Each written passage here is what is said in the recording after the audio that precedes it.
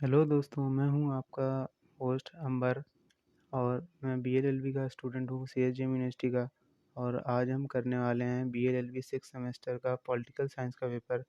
ये सभी पेपर्स हम दो पार्ट में करेंगे। पहले पार्ट में हम करेंगे 1 से लेके 50 तक के क्वेश्चन। उसके बाद हम करेंगे 51 से लेके 100 तक के क्वेश्चन। ठीक है, तो चलिए शुरू करते हैं।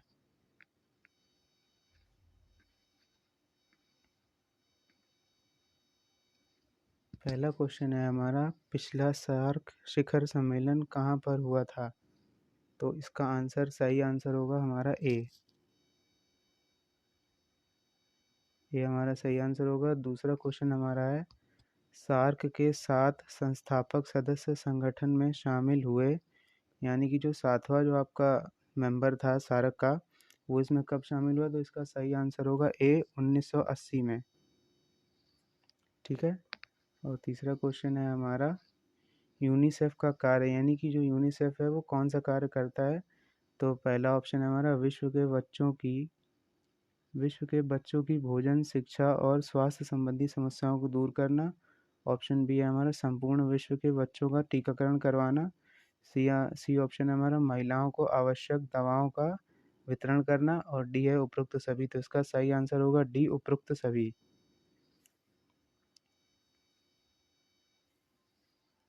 फोर्थ क्वेश्चन हमारा है, प्रियंका चोपड़ा के यूएन की किस संस्था का सद्भावना दूत बनाया गया था? प्रियंका चोपड़ा को यूएन की किस संस्था का सद्भावना दूत बनाया गया था? तो इसका सही आंसर है हमारा ए, यूनेस्को का। क्वेश्चन नंबर फिफ्थ है हमारा, वर्ल्ड ट्रेड सेंटर पर हुए हमले के लिए कौन जिम्मेदार था? तो पहला ऑप्शन है हमारा सद्दाम हुसैन। ऑप्शन बी है हमारा ओसामा बिन लादेन। और इसका सही आंसर होगा Osama bin Laden. B option इसका सही आंसर होगा। अब हम चलते हैं क्वेश्चन नंबर सिक्स पर। क्वेश्चन नंबर सिक्स हमारा कह रहा है, बहुराष्ट्रीय कंपनियों के निवेश के पीछे निम्नलिखित में से कौन सा प्रमुख कारण है? अब बहुराष्ट्रीय कंपनियों से का मतलब है वह कंपनियां जो दो या दो से ज़्यादा देशों में जिनका व्यापार होता है। जैसे कि अपने देश में महिंद्रा महिंद्रा का व्यापार पाकिस्तान में भी होता है, अफगानिस्तान में भी होता है और भारत में भी होता है और भी अन्य देशों में होता है। तो इसका सही आंसर है डी, संपत्ति अर्जित करने और धन कमाने के लिए। ठीक है। और क्वेश्चन नंबर सेवन हमारा है, साम्यवाद से कौन सा रंग संबंधित था? तो साम्यवाद से संबंधित रंग था हमारा, ऑप्शन ए है नारंगी, ऑप्शन बी है लाल, ऑप्शन सी है नीला, ऑप्शन डी है हरा। तो इसका सही आंसर है लाल। अब हम आते हैं क्वेश्चन नंबर एट पर। उस मंत्री का नाम बताइए जिन्होंने 1962 में भारत चीन युद्ध के दौरान इस्तीफा दे दिया था। तो इसका सही आंसर होगा वी के कृष्ण मेनन। इस क्वेश्चन पेपर की पीडीएफ आपको डिस्क्रिप्शन में मिल जाएगी और टेलीग्राम चैनल आप ज्वाइन कर लीजिएगा, जिस पर आंसर्स मार्क करके मैं ये सारे पीडीएफ डाल दूंगा। क्वेश्चन नंबर नाइन है हमारा, निम्नलिखित में से कौन सा कथन सही है? तो पहला ऑप्शन है हमारा, आईएमएफ का प्रत्येक सदस्य स्वतः ही विश्व बैंक का सदस्य बन जाता है। ऑप्शन बी है हमारा, विश्व बैंक के 45 संस्थापक सदस्य हैं। सी है, भारत विश्व बैंक का संस्थापक सदस्य नहीं है। डी ऑप्शन है हमारा, आईएमएफ विश्व बैंक समूह का हिस्सा है। तो इसका सही आंसर होगा हमारा ए। ठीक है, इसका सही आंसर होगा आईएमएफ का प्रत्येक सदस्य स्वतः ही विश्व बैंक का सदस्य बन जाता है। अब आते हैं क्वेश्चन नंबर 10 पे। क्वेश्चन नंबर 10 है हमारा, अंतर्राष्ट्रीय व्यापार विश्व डैश में योगदान देता है और वृद्धि करता है। तो किसकी वृद्धि करता है? अर्थव्यवस्था की वृद्धि करता है। तो पूरा इसका सही आंसर क्या हो जाएगा? अंतर्राष्ट्रीय व्यापार विश्व अर्थव्यवस्था में योगदान देता है और वृद्धि करता है। ठीक है। क्वेश्चन नंबर 11 पर हम चलते हैं। क्वेश्चन नंबर 11 हमारा कह रहा है, राष्ट्रमंडल देशों का प्रमुख कौन है?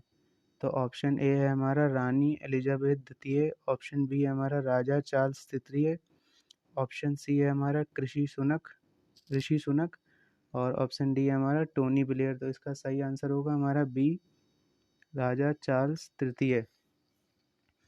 ठीक है। और क्वेश्चन नंबर 12 पर हम चलते हैं।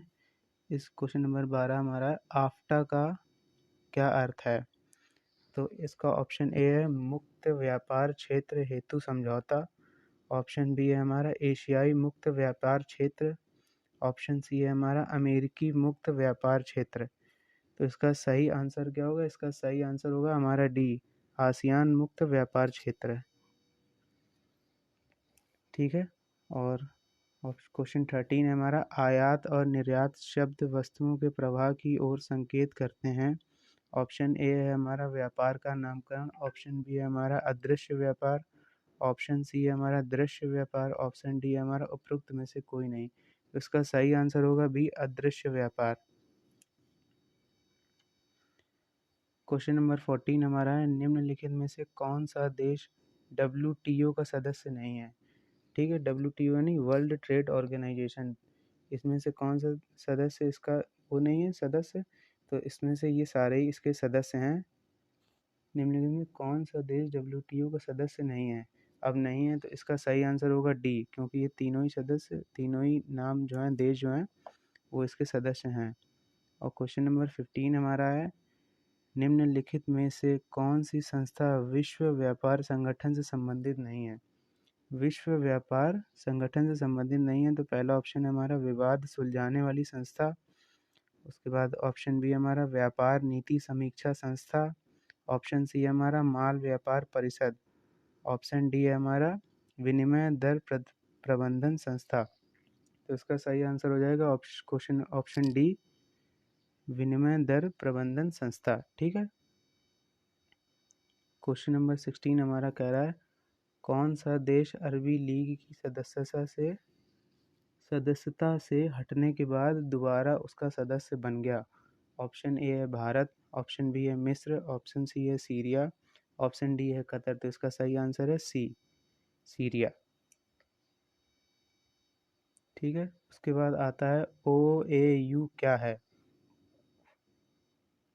OAU यानी कि OAU का फुल फॉर्म हमसे पूछा गया है, तो इसका सही आंसर हो जाएगा ए, ऑर्गेनाइजेशन ऑफ अफ्रीकन यूनिटी, अफ्रीकी एकता संगठन। ठीक है। OAU की स्थापना कब हुई? तो इसकी स्थापना हुई थी 25 मई 1963 को।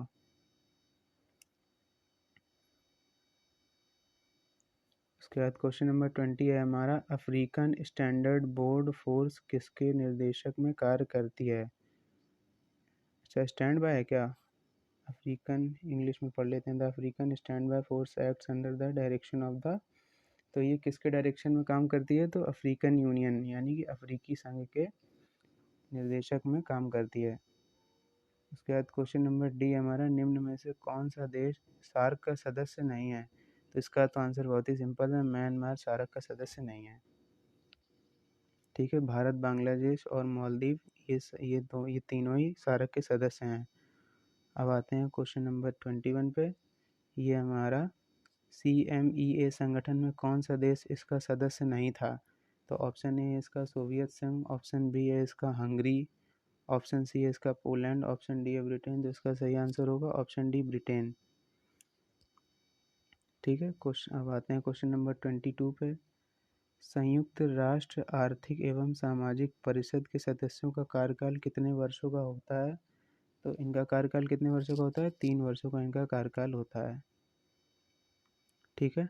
क्वेश्चन नंबर 23, अंतर्राष्ट्रीय व्यापार में IMF का क्या अर्थ है? IMF का फुल फॉर्म हमसे पूछा गया है, तो इसका सही आंसर होगा ए, इंटरनेशनल मॉनेटरी फंड यानी कि अंतर्राष्ट्रीय मुद्रा कोष। अब आते हैं क्वेश्चन नंबर 24 पे, राष्ट्रमंडल में कितने राष्ट्र सम्मिलित हैं? तो 56। उसके बाद आता है क्वेश्चन नंबर 25, OAS का पूर्ण रूप क्या है? यानी कि हमसे OAS का फुल फॉर्म पूछा गया, इंग्लिश में लिखा भी है, what is the full form of OAS? तो इसका सही आंसर हो जाएगा option number B, Organization of American States. Hindi में हम पढ़ेंगे अमेरिकी राष्ट्रों का संगठन। ठीक है। अब आते हैं क्वेश्चन नंबर 26 पे। इसका इसका इस क्वेश्चन नंबर 26 हमसे पूछा गया, इंटरपोल का अर्थ है? ऑप्शन ए है अंतर्राष्ट्रीय राजनीति सम्मेलन। ऑप्शन बी है अंतर्राष्ट्रीय आपराधिक पुलिस संगठन। ऑप्शन सी है पुलिस अधिकारियों का अंतर्राष्ट्रीय संघ। ऑप्शन डी है उपरोक्त में से कोई नहीं। तो इसका सही आंसर होगा ऑप्शन बी अंतर्राष्ट्रीय आपराधिक पुलिस संगठन। Interpol means international criminal police organization. Okay. Question number 27 हमसे पूछ रहा है यूनेस्को की कामकाजी भाषा क्या है। ऑप्शन ए है फ्रेंच, ऑप्शन बी है अंग्रेजी, ऑप्शन सी है दोनों ए और बी, और ऑप्शन डी है अंग्रेजी, फ्रेंच और रूसी। तो सही आंसर है हमारा ऑप्शन सी, ए और बी दोनों। ठीक है। क्वेश्चन नंबर 28 हमारा कह रहा है निम्नलिखित में से कौन सा संयुक्त राष्ट्र का लक्ष्य नहीं है। ऑप्शन ए है अत्यधिक गरीबी को मिटाना, ऑप्शन बी है जन्म दर और मृत्यु दर को कम करना, ऑप्शन सी है लैंगिक समानता को बढ़ावा देना, ऑप्शन डी है उपरोक्त में से कोई नहीं। तो सही आंसर होगा हमारा जन्म दर और मृत्यु दर को कम करना। ठीक है, ये संयुक्त राष्ट्र का लक्ष्य नहीं है, बाकी तीनों लक्ष्य हैं, दोनों मतलब। ठीक है। अब आता है क्वेश्चन नंबर 29, CMEA की स्थापना कब हुई। CMEA यानी कि कमकॉन की स्थापना कब हुई। तो ऑप्शन ए है हमारा 1949, ऑप्शन बी है 1964, ऑप्शन सी है 1989, ऑप्शन डी है 1991। तो इसका सही आंसर हो जाएगा ऑप्शन ए 1949। ठीक है। क्वेश्चन नंबर 30 हमारा है संयुक्त राष्ट्र आर्थिक एवं सामाजिक परिषद का मुख्यालय कहाँ स्थित है। तो इसका आंसर बहुत सिंपल है, न्यूयॉर्क में इसका मुख्यालय स्थित है।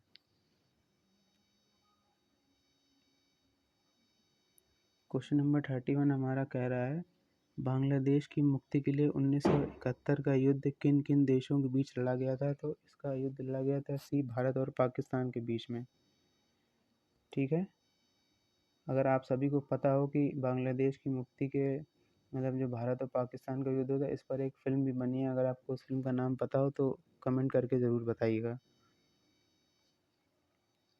क्वेश्चन नंबर 32 है विश्व का उत्तर दक्षिण क्षेत्र किस मानदंड पर आधारित है।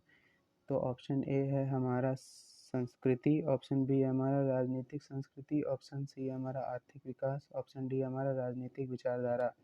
तो हमारा सही आंसर हो जाएगा ऑप्शन सी आर्थिक विकास। क्वेश्चन नंबर 33 है अमेरिका द्वारा अफगानिस्तान में युद्ध करने का मुख्य कारण क्या था। ठीक है, क्या था क्वेश्चन, अमेरिका द्वारा अफगानिस्तान में युद्ध करने का मुख्य कारण क्या था। तो ऑप्शन ए हमारा लोगों को तालिबान के क्रूर शासन से मुक्ति दिलाना, ऑप्शन बी है हमारा अमेरिका पर हमले, ऑप्शन सी है हमारा अफगानों को सोवियत से लड़ने में मदद करने के लिए, ऑप्शन डी है हमारा अमेरिका तालिबान से लड़ना चाहता था। तो इसका सही आंसर है बी अमेरिका पर हमले। पहले अमेरिका पर हमले हुए, उसके बाद अमेरिका ने जो है वो युद्ध किया, अमेरिका द्वारा युद्ध करने। हाँ ठीक है। क्वेश्चन नंबर 34 है हमारा संयुक्त राष्ट्र बाल कोष यूनिसेफ किसके द्वारा बनाया गया था।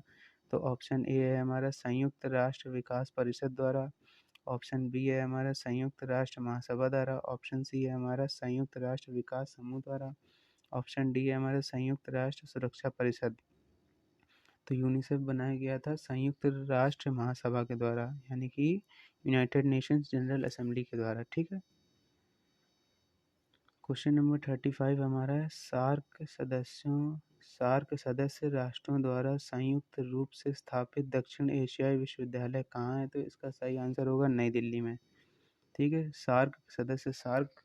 सार्क एक संस्था है जो कि एशियन कंट्रीज़ के लिए बनाई गई थी, जिससे कि उनके बीच में शांति रहे, और अगर उनके बीच में कोई उलझन है तो सार्क संस्था मिलकर उसको सुलझाएगी। तो इसका जो दक्षिण एशियाई विश्वविद्यालय है वो कहाँ पर स्थित है। तो ये नई दिल्ली में, यानी कि अपने भारत में स्थित है। ठीक है। क्वेश्चन नंबर 36 हमारा दो या दो से अधिक देशों के बीच व्यापार को जाना जाता है अंतर्राष्ट्रीय व्यापार से। ठीक है। इसमें तो आपको ऑप्शन पढ़ने की भी ज़रूरत नहीं थी। क्वेश्चन नंबर 37 है हमारा यूरोप में साझा बाजार के सदस्यों के द्वारा प्रयुक्त होने वाली मुद्रा को कहा जाता है pound, option B euro, option C dollar, option D franc. English में भी पढ़ देता हूँ क्योंकि ये थोड़ा सा कम दिख रहा है, तो हो सकता है इंग्लिश वाले बच्चों को क्वेश्चन पढ़ने में ना आए। A common currency for the members of the common market in Europe is known as the, option A pound, option B euro, option C dollar, option D France. तो इसका सही आंसर जो है वो है हमारा पाउंड, यूरो, डॉलर, फ्रांस तो इसका सही आंसर हो जाएगा हमारा यूरो। ठीक है, ऊपर आंसर लगाया ना? हाँ ठीक है, लगा।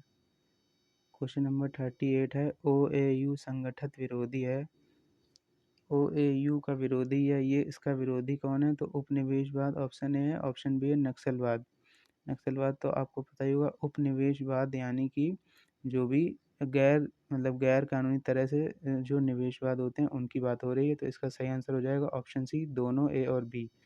यानी कि OAU संगठन विरोधी है उपनिवेशवाद का भी और नक्सलवाद का भी। ठीक है, अब आता है हमारा question number 39, what is the full form of WTO, यानी WTO का पूर्ण रूप क्या है? तो इससे पहले एक क्वेश्चन था जिसमें मैंने बताया था WTO का full form world trade organization होता है। क्वेश्चन नंबर 40 हमसे पूछा गया EU का फुल फॉर्म। EU का ऑप्शन ए है हमारा एक्सपोर्ट यूनियन, ऑप्शन बी है हमारा यूरोपियन यूनियन, ऑप्शन सी है हमारा एक्सपोर्ट यूनियन, ऑप्शन डी है हमारा none of the above. A option A Hindi में अगर हम पढ़ें तो निर्यात संघ, ऑप्शन बी यूरोपीय संघ, ऑप्शन सी निर्यात इकाई, ऑप्शन डी उपरोक्त में से कोई नहीं। तो इसका सही आंसर हो जाएगा ऑप्शन बी, यूरोपीय संघ। EU का फुल फॉर्म है यूरोपियन यूनियन और हिंदी में यूरोपीय संघ। ठीक है, अब हम पढ़ते हैं क्वेश्चन नंबर 41 की तरफ बढ़ते हैं। क्वेश्चन नंबर 41 है हमारा, ECOSOC के मुख्य कार्य हैं। इसका मुख्य कार्य क्या क्या है? ऑप्शन ए है हमारा जीवन यापन के लिए उच्च मानकों को बढ़ावा देना, ऑप्शन बी है हमारा पूर्ण रोजगार, ऑप्शन सी है हमारा आर्थिक और सामाजिक प्रगति। अगर इंग्लिश में अगर हम ये क्वेश्चन पढ़ें तो है हमारा, the main function of ECOSOC are promoting higher standards for living, option B हमारा full employment, option C economic and social progress, option D हमारा ऑल ऑफ द अबव। तो इसका सही आंसर होगा all of the above. Question number 42 है हमारा, संयुक्त राष्ट्र दिवस कब मनाया जाता है? तो संयुक्त राष्ट्र दिवस मनाया जाता है 24 अक्टूबर को। ठीक है, क्वेश्चन नंबर 43 है, तृतीय विश्व किन देशों को कहा जाता है? तो ऑप्शन ए है हमारा अमेरिकी गुट को, ऑप्शन बी है हमारा सोवियत संघ गुट को, ऑप्शन सी है हमारा अमेरिका और सोवियत संघ से पृथक देश को, और ऑप्शन डी है हमारा उपरोक्त में से कोई नहीं। तो इसका सही आंसर जो है वो हो जाएगा ऑप्शन नंबर सी, अमेरिका और सोवियत संघ से पृथक देशों को कहते हैं तृतीय विश्व। ठीक है, क्वेश्चन नंबर 44 है हमारा, निम्नलिखित में से कौन सा संगठन आर्थिक स्वतंत्रता का सूचकांक जारी करता है? ऑप्शन ए है हमारा हेरिटेज फाउंडेशन, ऑप्शन बी है हमारा फ्रेजर संस्थान, ऑप्शन सी है हमारा अंतर्राष्ट्रीय मुद्रा कोष, ऑप्शन डी है हमारा विश्व बैंक। तो ऑप्शन इसका सही आंसर हो जाएगा हमारा option number A, heritage foundation. Question number 45 है हमारा, प्राइस कोड है, प्राइस कोड क्या है इसका मतलब ये पूछा गया। तो ऑप्शन ए है हमारा अंतर्राष्ट्रीय न्यायालय, ऑप्शन बी है हमारा सार्वजनिक न्यायालय, ऑप्शन सी है हमारा संयुक्त राष्ट्र के अंतर्गत न्यायिक न्यायाधिकरण, और ऑप्शन डी है हमारा उपरोक्त में से कोई नहीं। तो इसका सही आंसर जो है वो हो जाएगा सार्वजनिक न्यायालय। ठीक है, price court is a municipal court. अब बढ़ते हैं आगे क्वेश्चन नंबर 46 की तरफ, निम्नलिखित में से कौन सार्क का पर्यवेक्षक देश नहीं है? तो ऑप्शन ए जो है वह है ईरान, ऑप्शन बी है चीन, ऑप्शन सी है USA, ऑप्शन डी है कनाडा। तो हमारा सही आंसर हो जाएगा ऑप्शन नंबर डी, कनाडा। निम्नलिखित में से कौन सार्क का पर्यवेक्षक देश नहीं है? तो कनाडा देश नहीं है, मतलब कनाडा सार्क का सदस्य नहीं है। ठीक है, निम्नलिखित में से कौन सा देश सार्क का सदस्य बनने वाला अंतिम देश था? तो इसका आंसर है अफगानिस्तान। अब अंतिम सदस्य तो अफगानिस्तान था, लेकिन प्रथम सदस्य कौन था ये आप सभी को कमेंट करके बताना है। ठीक है, अब बढ़ते हैं आगे क्वेश्चन नंबर 48 की तरफ। 48 है हमारा, सार्क का पूर्ण रूप क्या है? यानी कि सार्क का फुल फॉर्म हमसे पूछा गया है और ये बहुत ही इम्पोर्टेंट क्वेश्चन है, क्योंकि ये लगभग सारे हर बार जो भी पेपर होते हैं उसमें ये क्वेश्चन रिपीट ज़रूर होता है। तो इसका आंसर जो है वो है ऑप्शन नंबर ए, दक्षिण एशियाई क्षेत्रीय सहयोग संगठन, यानी कि what is the full form of SAARC? South Asian Association for Regional Cooperation. ठीक है, क्वेश्चन नंबर 49 है हमारा, यूनिसेफ का मुख्यालय कहाँ स्थित है? तो यूनिसेफ का जो मुख्यालय है वो स्थित है जिनेवा में। ठीक है, अब मेरा आज का ये आखिरी क्वेश्चन है। अब अगले के जो क्वेश्चन है वो मैं आपको पार्ट 2 में डाल दूंगा और इसकी पीडीएफ जो है वो मैं टेलीग्राम पे अपलोड कर दूंगा। उस पर कुछ मेंबर्स ऐड भी हो गए हैं। आज ही हमारा ग्रुप बनाया गया था टेलीग्राम का, जिस पे पीडीएफ हम शेयर करेंगे। तो आप वो टेलीग्राम ग्रुप को ज्वाइन कर लीजिएगा। और हमारा इंस्टाग्राम पेज भी है जिस पर हम लीगल अपडेट्स और लीगल न्यूज़ आपको बताते रहेंगे। तो आप उसको फॉलो कर लीजिएगा, जिससे कि आपको लीगल अपडेट्स के अलावा भी, आप एक लॉयर हैं तो आपको देश विदेश में कानूनी तौर पर क्या चल रहा है वो पता होना चाहिए। वो सारी अपडेट्स हम आपको इंस्टाग्राम पर देते रहेंगे और टेलीग्राम पर भी पोस्ट डालते रहेंगे। ठीक है, अब हम बढ़ते हैं क्वेश्चन नंबर 50 की पास। उसके बाद कुछ बातें आपसे होंगी। विश्व बैंक की स्थापना क्यों की गई? तो विश्व बैंक की स्थापना करने का मुख्य कारण था द्वितीय विश्व युद्ध के दौरान क्षतिग्रस्त हुए अर्थव्यवस्था को पुनर्निर्माण करने के लिए। ठीक है, अब यहीं हमारे सारे क्वेश्चन खत्म होते हैं।